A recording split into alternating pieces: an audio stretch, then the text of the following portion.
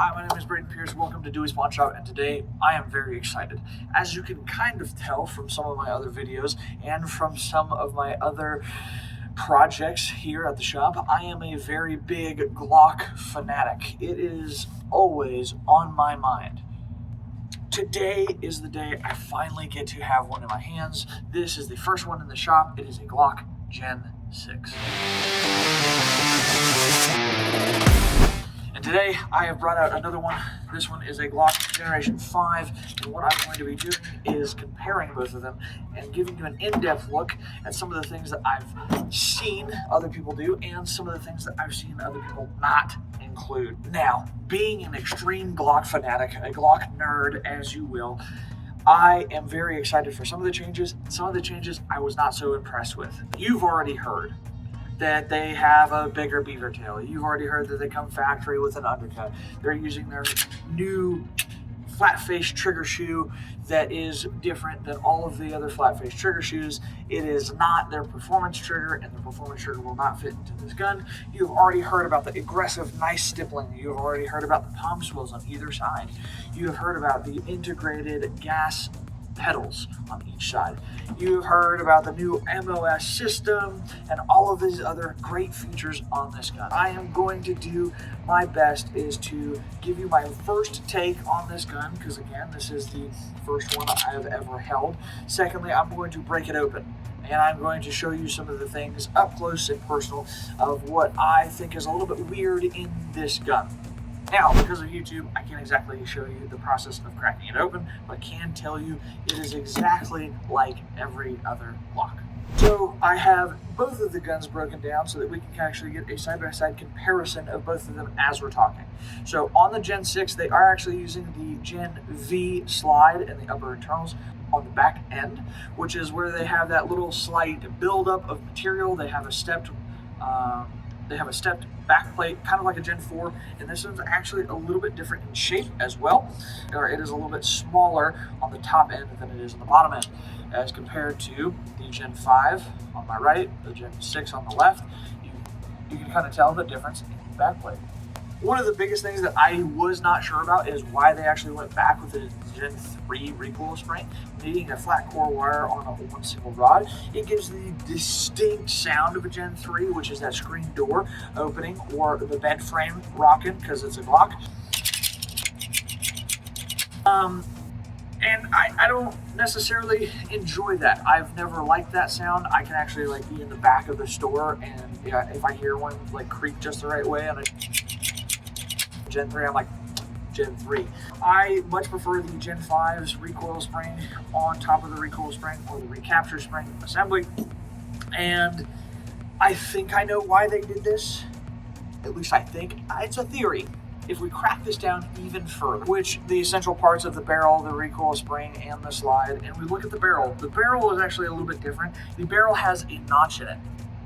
And I think what this is for is where this of the trigger bar sits. Now what that does is scrapes the plunger, which makes your firing pin assembly go forward, because that is the lock for the firing pin assembly, making you be able to punch the bullet in the back and shoot it. And let's talk about the only thing that is back rated to everything else. So your magazines. You have standard Gen 5 magazines. That means this Gen 5 mag will work, this Gen 5 mag will work. Those are the only things. If you have a crap ton of Glock magazines like we all do, that is the only thing that will back rate to the new gun. Everything else, though, is Glock 6 exclusive. Now, being in a Glock 5, I want to kind of talk about why I loved Glock as the brand. I can do everything. It is the adult Legos of the gun world. If you want to change out your slide, if you want to change out the plunger in the slide, if you want to change out the recoil spring for something nicer or something less nice, if you want to change this to a Gen 4 slide, technically all you have to do is swap out the back plate of this to a Gen 4 back plate, and then this will actually go directly onto a Gen 4 body. I ran my Gen 4 Glock with a Gen 5 upper for about a year. When we get to the new Gen 6, though, that is out the window. The barrel is its own barrel. You can't swap out barrels yet. The trigger is an absolutely new trigger. You can't swap out a trigger for a 10 Alpha Glock trigger or a clock performance trigger because it is its own trigger. The spring, however, is a Gen 3, which means I can change this out. So the biggest difference between the Gen 4 and the Gen 5 is you're getting so much more features in the Gen 6 than you are with the Gen 5, but for a cost. Would I buy one in the future or not? Now, to answer that question, no, I'm not going to buy one immediately. Why? I don't buy the first generation of anything. I let the market research and the market take over and the market catch up to the gun before I actually pick it up. And that's what we're doing here now, is we're going to have to kind of wait for the new meta, if you will, of stuff going to be able to be fit onto the gun. The flared magwell on the Gen 6 is a little bit better than the Gen 5, and the only reason that is because the new Gen 6 does have the palm swell grips. Really cool that Deweys was like literally 10 days before the generalized release of this gun. We got 2 of them. One sold within the first 5 seconds that we even had the thing. The second one right here is slotted to a customer already. Some of the other differences that I've noticed with the gun that nobody's really talking about, or that I haven't seen anything in videos about, is the extractor cover. Now, in subsequent models, they actually had a small release on the extractor, and you can see straight through to the bar next to the extractor. On here, it is actually covered. And I think that is to do with the new MOS system, which is one of my favorite pieces about the new gun. The MOS system is one of the coolest MOS systems that I have seen being in the gun space. No longer am I gonna have to go to C&H Precision to say, I want this optic on this gun, give me a plate, please. I simply need to line up the key, shove the key in, put the key flat, and then it is perfectly set for the factory irons to be a lower third secondary co-witness sight, which is very, very exciting. But we are getting more. We have about 6 on order. If you guys want a new Glock Generation 6, stop by Deweys, ask us about it, try to put your name on one, and we will try to get you one as soon as possible. Again, this is Braydn Pierce. I'm here at Deweys Pawn Shop. Thank you very much for watching.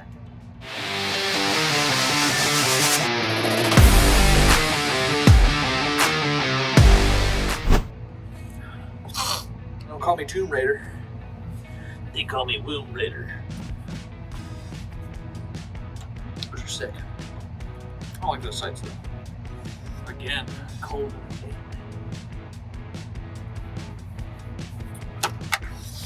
Alright, let's do this. Why did I do that? It is also essential to know. My hair is trying to kill me. Awesome. Okay. It is also essential to know that even with the new Gen 6, it is still quite possible to do the John Wick flick and still get on target. So we're at least good with the cool factor. This should be in John Wick 18, Return of the Witness. Ah, God. That's the only thing I don't like about the gun. Like, there's 2 things I don't like about the gun, okay? I'm just being honest here. The undercut is, it takes material away from the back end of it without giving you enough material loss in the front. I wish that they would have just arced it a little bit more so that people with bigger knuckles, it filled a little bit better. I just needed a little bit more relief and it would have been awesome. Second thing, sounds like a screen door. It sounds almost like just really old bed springs. And you're in the corner, just listen. Don't like it.